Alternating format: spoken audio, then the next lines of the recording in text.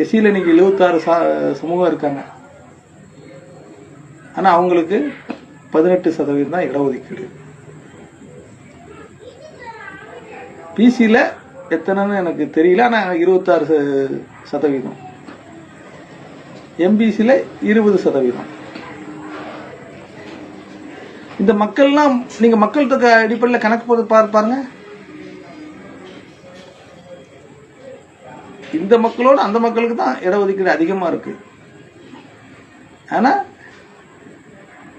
சொல்றது என்ன சொல்றது, எங்களோட நீங்க சலுகை அதிகமா பெறுறீங்க, சலுகை அதிகமா பெறுறீங்க. இந்த ஸ்காலர்ஷிப் அதிகமா கிடைக்கும். வேற நீங்க நல்லா ஆய்வு பண்ணி பாருங்க, இது 18%, அது 26%, அது 20%.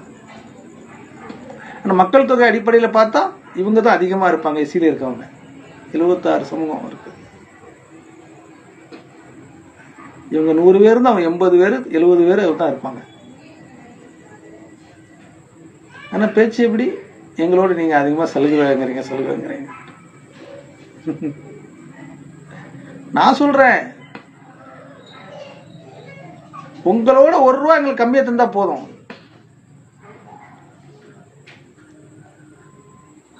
ஆனா என்னை எஸ்சின்னு சொல்லாத, என்ன உன்னை மாதிரி ஒரு சகோதரனை என்னை ஏத்திக்கான்னு சொல்ல வரேன். அது சும்மா நடக்காது.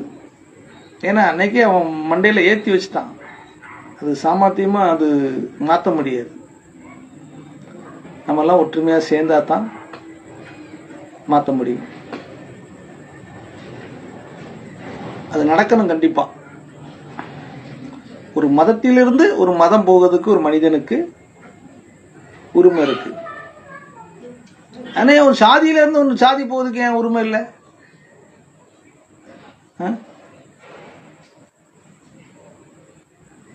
அப்படி போனா இங்க சாதிய கட்டமைப்பு உடையும். அதுதான் பிரச்சனை.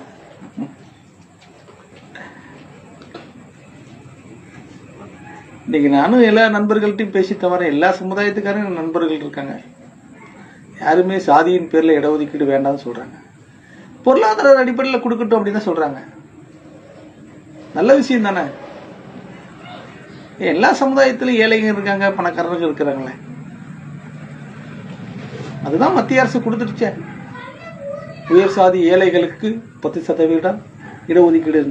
பிற என்ன சாதியின் அடிப்படையில் இடஒதுக்கீடு? அந்த இடஒதுக்கீடு ஒண்ணுக்கு தானே நம்ம சாதி சொல்ல வேண்டியிருக்கு. பள்ளிக்கூடத்தில் என் பிள்ளைய கொண்டு பள்ளிக்கூடத்தில் சேர்க்க போனேன், நான் இந்த சாதின்னு சொல்லி சேர்க்க வேண்டியிருக்கு. நீ சாதியின் பேர்ல இடஒதுக்கீடு கொடுக்காம பொருளாதார அடிப்படையில் மாநில அரசு மத்திய அரசு இடஒதுக்கீடு கொடுக்கும்போது நான் ஏன் சாதி பேரை சொல்ல வேண்டிய அவசியம் இருக்கு? என்னோட வருமானத்தை சொல்லிடுவோம்ல.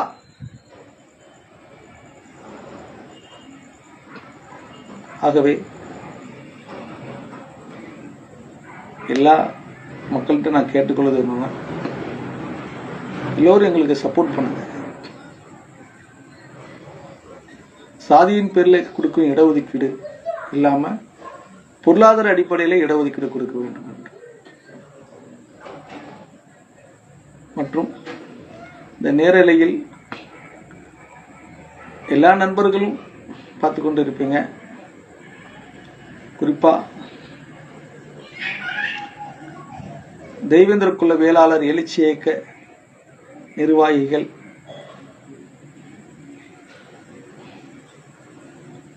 தொண்டர்கள், ஆதரவாளர்கள் எல்லாருக்கும் நான் அந்த நேரத்தில் ஒரு சொல்லிக்கொள்ள விரும்புகிறேன். எழுச்சி இயக்கத்தை பொறுத்த வரைக்கும் கண்ணபிரான் பாண்டியன் மட்டும் ஹீரோ கிடையாது. அதில் பயணிக்கும் அனைவருமே கதாநாயகர்கள். அதை மனசில் வச்சு எல்லாரும் பயணிங்க. பொறுப்பாளர்கள் அதிகமா சேருங்க. நம்ம இயக்கம் கூடிய விரைவில் அரசியல் கட்சியாக மாற்றப்பட போகிறது. அது கூடிய விரைவில் நடக்கும். இன்னும் எல்லா சமுதாயத்தை சேர்ந்த நண்பர்களும் நம்மளுக்கு ஆதரவுகரம் நீட்டுகிறார்கள். அவர்களும் நம்ம கூட பயணிக்க வேண்டும் தான் நம்மளுடைய ஆசை, எண்ணம். விடுதலை, எல்லாருக்குமான விடுதலை, அதுதான் நம்மளுடைய விருப்பம். அதை மனதில் வைத்து பயணிங்கள்.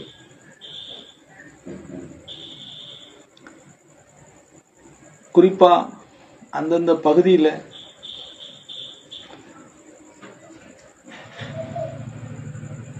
குடிக்கிற தம்பிங்க, இளைஞர்கள், சகோதரர்களுக்கு புத்திமதி சொல்லுங்க. கஞ்சாவுக்கு அடிமையாகிற தம்பிகளுக்கு, இளைஞர்களுக்கு, மாணவர்களுக்கு, அவங்களுக்கு புத்திமதி சொல்லுங்க. நம்ம இயக்கம் அது ஒரு முக்கிய கடமையாக ஏற்கட்டும். அப்படி இல்லைன்னா போனை போட்டு கொடுங்க. நான் பேசுறேன் அவங்க கிட்ட, தம்பி கிட்ட. என்ன சுத்தியும் நடந்துக்கிட்டு தான் இருக்கு. நானும் எவ்வளவு பேசிக்கிட்டு தான் வாரேன். நீங்க பேசுங்க. அவங்களுக்கு ஒரு மாற்று வழி ஏற்படுத்தி கொடுங்க. அவங்களுக்கு ஏதாவது வேலை இல்லாம இருந்தா வேலை வாய்ப்பை ஏற்படுத்தி கொடுங்க.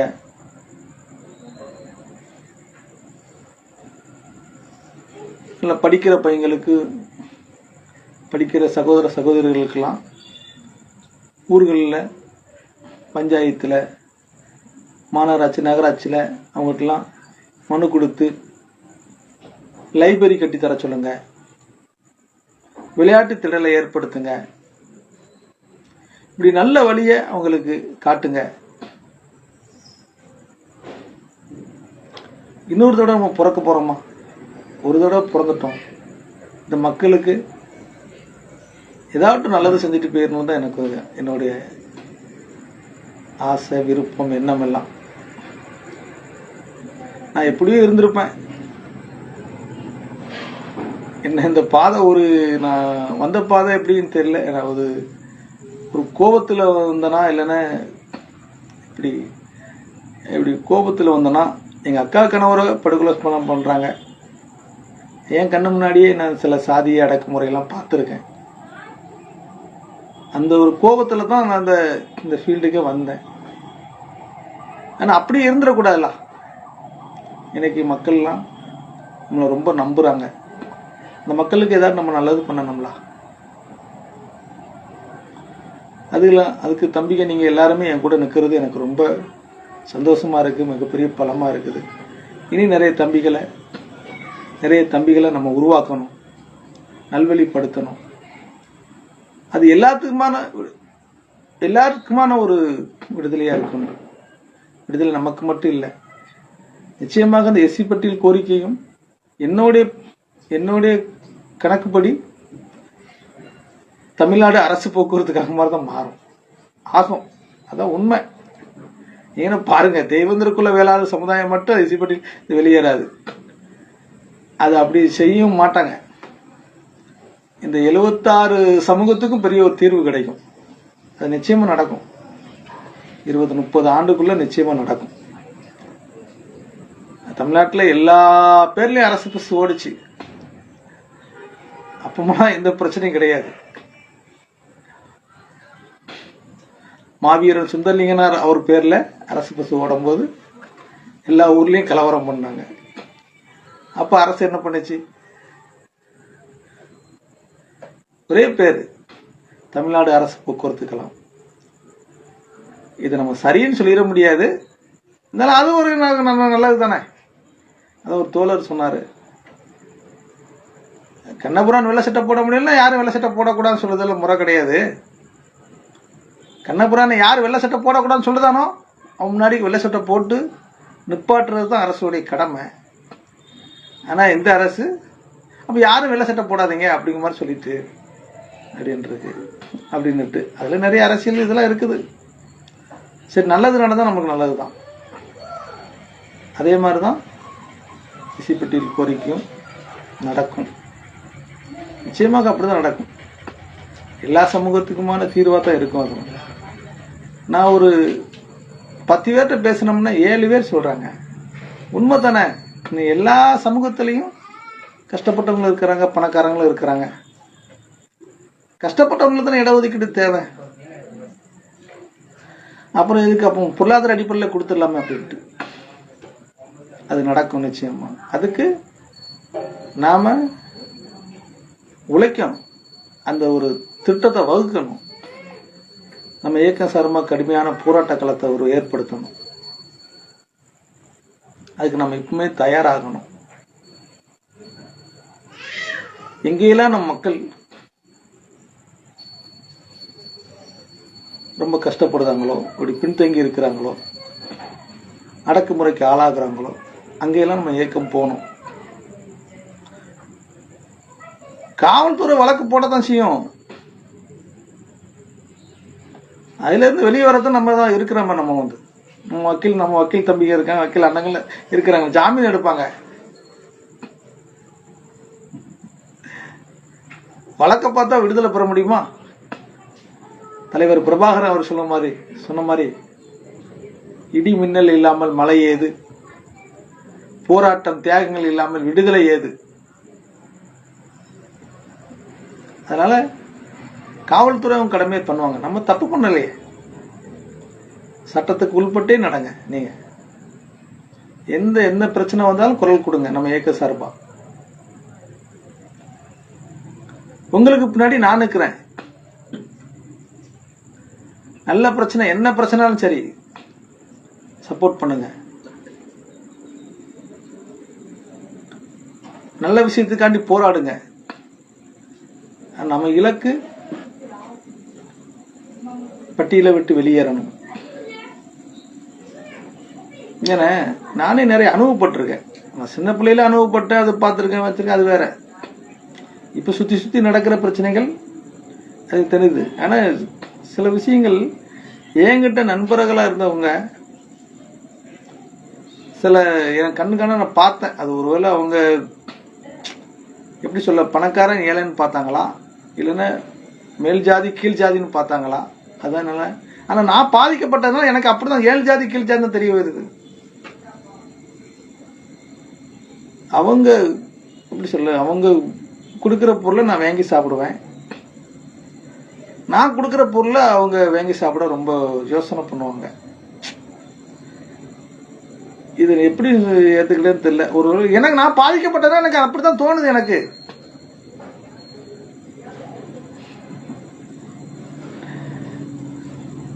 இந்த ஏற்றத்தாழ்வுல எல்லாம் மாறணும். அது நம்ம கையில தான் இருக்குது. கல்வி மிகப்பெரிய ஆயுதம். அந்த ஆயுதத்தை வச்சு நம்ம கரெக்டா போராடணும். போராட்டம் ஒன்றுமே எல்லா பிரச்சனைக்கும் தீர்வு. அதே மாதிரி சுத்தி நடக்கிற பிரச்சனைக்கெல்லாம் பதிலடியே தீர்வு. கலகம் பிறக்காம நியாயம் பிறக்காது.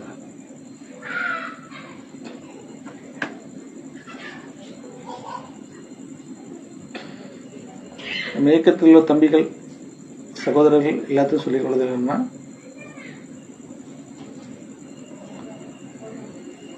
ஏழை எளிய மக்களுக்கு தோழனாக இருங்கள்.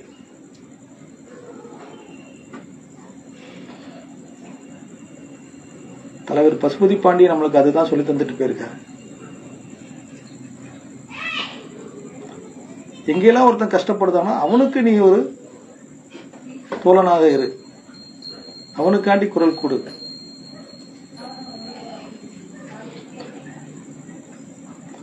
அவனுடைய விடுதலையே உன்னுடைய விடுதலை.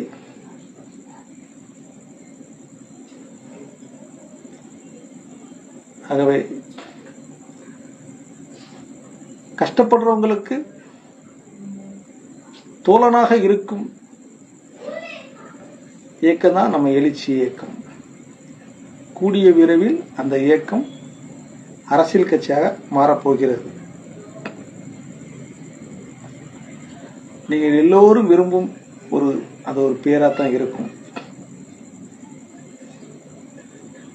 என்ன பிரச்சனை வந்தாலும் எதிர்கொள்ளுங்க. இயக்கத்தில் இருக்கவங்க உங்க குடும்பத்தையும் மன பாருங்க, நல்ல அமைப்பையும் வளருங்க. ஒரு நாடு முன்னேறணும்னா ஏர் முனை, போர் முனை, பேனா முனை, அதே மாதிரி ஒரு சிறப்பான இயக்கமா இருக்க வேண்டும் என்றால் பேச்சாற்றல், கலைப்பணி, விளம்பரம், இந்த 3 இருக்க வேண்டும் இயக்கத்துக்கு மெயினா. அது உண்மையாக இருந்தால் இன்னும் சிறப்பாக இருக்கும். உண்மைக்கு என்னைக்குமே ஒரு மதிப்பு உண்டு, மதிப்பு மரியாதை உண்டு. உண்மை என்பது ஒரு ஏழை தான். அந்த ஏழை அது அந்த உண்மையான ஏழைக்கு என்னைக்கும் ஒரு மரியாதை இருக்கும். கண்டிப்பா அவன் கடைசி வரைக்கும் உண்மையா இருந்துட்டால் அந்த ஏழைக்கு ஒரு மரியாதை உண்டு.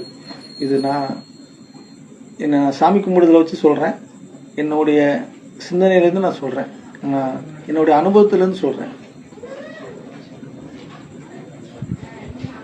உண்மைக்கு என்னைக்கும் ஒரு மரியாதை உண்டு. கடவுள் என்பது நம் மனிதர்கள் தான், தனியான கடவுள் கிடையாது. இந்த மனிதன் உண்மையாகவும் நேர்மையாக இருந்தால் இந்த இயற்கை அவனை கடவுளாக மாற்றும் என்பது என்னுடைய ஆய்வுல தெளிவா தெரிகிறது. அதனால என்ன பிரச்சனை வந்தாலும் முடிஞ்ச அளவுக்கு நேர்மையை கடைப்பிடிங்க. இது என்னோட அன்பான வேண்டுகோள். நேர்மைக்குன்னு இன்னைக்கு ஒரு மரியாதை இருக்கு,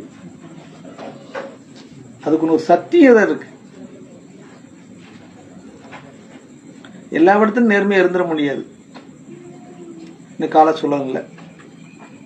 முடிஞ்ச அளவுக்கு நம்ம உண்மையாகவும் நேர்மையா இருந்தா உண்மையிலே அந்த நம்மளுடைய கஷ்டங்கள், நிறைய கஷ்டங்கள் வரும். உண்மையா நேர்மையா இருந்தா கண்டிப்பா நிறைய கஷ்டங்களை அனுபவிச்சுதான் ஆகணும். ஆனா அதுக்குன்னு ஒரு மரியாதை இருக்கு, சக்தி இருக்கு. என்னை பொறுத்தவரை நீங்க இருந்து பாருங்க, தெரியும் உங்களுக்கு. நான் அனுபவிச்சுக்கிட்டு இருக்கேன். அந்த உண்மைக்கு என்னைக்கும் ஒரு சக்தி இருக்கிறது.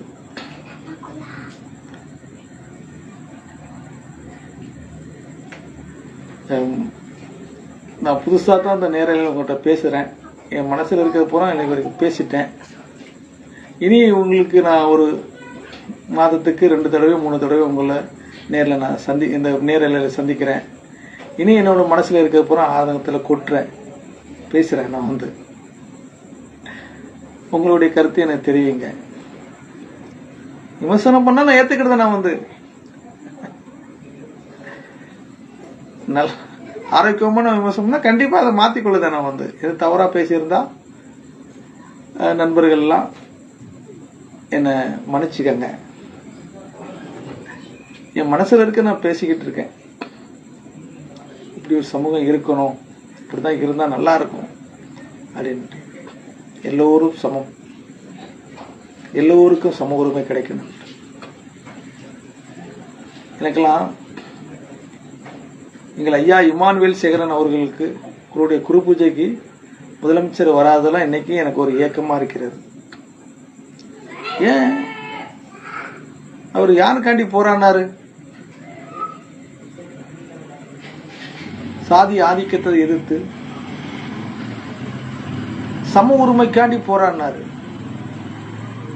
ஆனா அவருடைய ஒரு நினைவு நாளுக்கோ பிறந்த நாளுக்கோ முதலமைச்சர் வரமாட்டாங்க.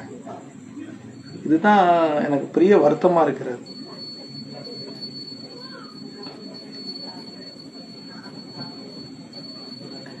மற்ற இடத்துக்கு போறாங்க வைக்கிறேன், அதை நான் சொல்ல விரும்பல. அது அவங்க இது அது ஏன் எங்களுடைய ஐயாவை நீங்க புறக்கறீங்க? அது எங்களை புறக்கணிக்கிற மாதிரி தானே.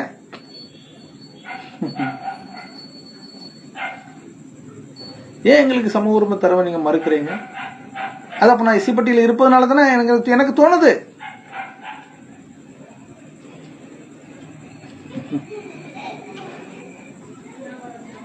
இது ஏப்ரல் 16ஆம் தேதி மாவீரன் ஐயா சுந்தலிங்கனார் அவர்கள் பிறந்த நாள். அதெல்லாம் நீங்க நல்லா ஆய்வு பண்ணி பாருங்க. அவருடைய பிறந்த நாளுக்கு எந்த பத்திரிகையிலும் அரசு சார்பாக எந்த விளம்பரம் வராது.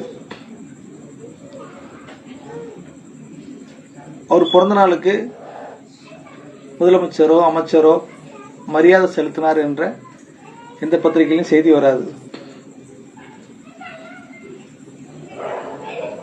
அதே ஏப்ரல் 17ஆம் தேதி தீரன் சின்னமலை ஐயா அவர்கள் பிறந்த நாள் அன்னைக்கு அரசோட விளம்பரம் வரும். விடுதலை போராட்ட வீரர் தீரன் சின்னமலை அவர்களுக்கு பிறந்த நாள். அவருடைய பிறந்த நாளுக்கு முதலமைச்சர், அமைச்சர்கள், எம்பிகள், எம்எல்ஏகள், உள்ளாட்சி பிரதிநிதிகள் எல்லாரும் மரியாதை செலுத்துவார்கள் என்று. ஏப்ரல் 18ஆம் தேதி பார்த்தீங்கன்னா எல்லா பேப்பர்லையும் செய்தி வந்திருக்கும். முதலமைச்சர் மரியாதை செலுத்தினார், அமைச்சர் மரியாதை செலுத்தினார், எம்பி எம்எல்ஏ மரியாதை செலுத்தினார், எதிர்கட்சி தலைவர்கள் மரியாதை செலுத்தினார்கள், பிற கட்சி தலைவர்கள் மரியாதை செலுத்தினார்கள் என்று. ஏன் 2 பேருமே சுதந்திர போராட்டத்தில் சம்பந்தப்பட்டவர் தானே? ஏன் தீரன் சின்னமலை ஐயா அவர்களுக்கு கொடுக்கிற மரியாதை ஏன் சுந்தரலிங்கன் ஐயா கொடுக்க மாட்டேங்கிறாங்க? அப்போ இவரை தாழ்த்தப்பட்டவர் தானே பாக்குறாங்க. அதான உண்மை. வரலாறு என்ன சொல்லுது? வரலாறு என்பது நம்ம புத்தகத்தில் படிக்கிறது தானே. புத்தகத்தில் படிச்சுனா தான் நான் பேசுறேன். பாண்டிய மன்னனின் கடைசி மன்னனான வெட்டுப்பெருமாள் என்ற மன்னனின் வம்சாவளியை சேர்ந்தவர் கட்டக்கருப்பன். அவருடைய மகன் வீரன் சுந்தரலிங்கன். அவர் எப்படி தாழ்த்தப்பட்டவர் ஆகுவார்?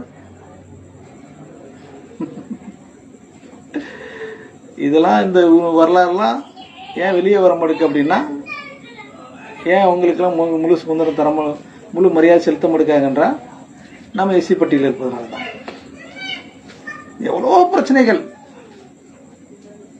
இன்னொன்னு சொல்லியிருந்தேன், அப்புறம் அடுத்தால பேசுகிறேன். நம்ம தருமபுரியில் இளவரசன் திவ்யா அந்த காதல் திருமணம் இருப்பாங்க. அதை நான் 2017 சேலம் சிறையில் இருக்கும்போது ஒரு ஆனந்த விகடனில் ஒரு கட்டுரை படித்தேன். அதாவது அந்த இளவரசன் அவர்கள் இறந்து திவ்யா வந்து கோர்ட்டில் அந்த வழக்கு முடியும் போது நான் எங்கள் அம்மா கூட அந்த கோர்ட்டு கேட்குது, நீ வந்து இளவரசன் குடும்பம் கூட போறியாமா இல்லைன்னா உங்கள் அம்மா கூட போறியான்ட்டு. அப்போ திவ்யா வந்து நான் எங்கள் அம்மா கூட போகிறேன்னு சொல்லிட்டு வந்துடுது. அப்போ வெளியே பத்திரிக்கையாளர் கேட்கும்போது அது சொல்லுது, என் அப்பா இறக்கிறதுக்கு முன்னாடி சொன்னாங்க, என்னம்மா நீ இப்படி பண்ணிட்ட, அந்த காலனிக்கார நம்ம தெருவுக்கு தலைவர் காலனிக்கார பையன் எப்படி கல்யாணம் முடிச்சுன்னு சொன்னா, நான் எப்படிமா ரோட்டில் நடமாட முடியும்? ஒரு 10-50 கிலோமீட்டருக்கு அந்த தள்ளினா நான் பாட்டில் கண்டுக்கிடாம இருந்துருப்போனப்பா. இந்த எய்த்தால உள்ள காலனிக்கார பையனோட காலனிக்காரனை கட்டினா இங்க யாருமே நான் மதிப்பாங்க அப்படின்னு. அப்ப பாருங்க, அப்போ இளவரசன் பிரச்சனை கிடையாதுங்க. இளவரசன் குடியிருக்கும் இடம்தான் பிரச்சனை அவங்களுக்கு. இதெல்லாம் எப்படி அவங்களுக்கு வருதுன்னா, அந்த பட்டியல் சாதியில் இருப்பதனால தான். ஆகவே நண்பர்கள், சகோதரர்கள், சகோதரிகள், இந்த நேரத்தில் இந்த நேரலையை பார்த்து கொண்டிருக்கும் எல்லோருக்கும் நான் ஒரு அன்பான வேண்டுகோள் வைக்கிறேன். எஸ்சி பட்டியலை விட்டு வெளியேறதுக்கு எல்லோரும் குரல் கொடுங்கள். எதிர்ப்பு மட்டும் தெரிவித்திராதீர்கள் என்று உங்களுடன் அன்புடன் கேட்டுக்கொள்கிறேன்.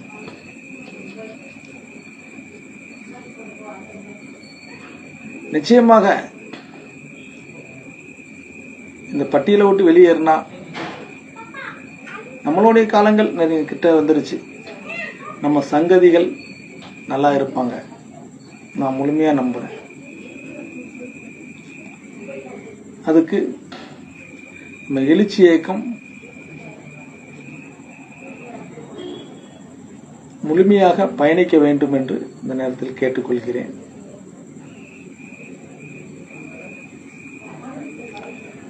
போராட்டம் ஒன்றே எல்லா பிரச்சனைக்கும் தீர்வு.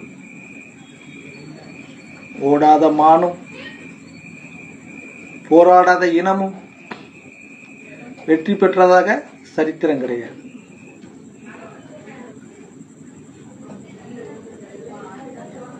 எல்லா பிரச்சனைக்கும் போராட்டம் ஒன்றே.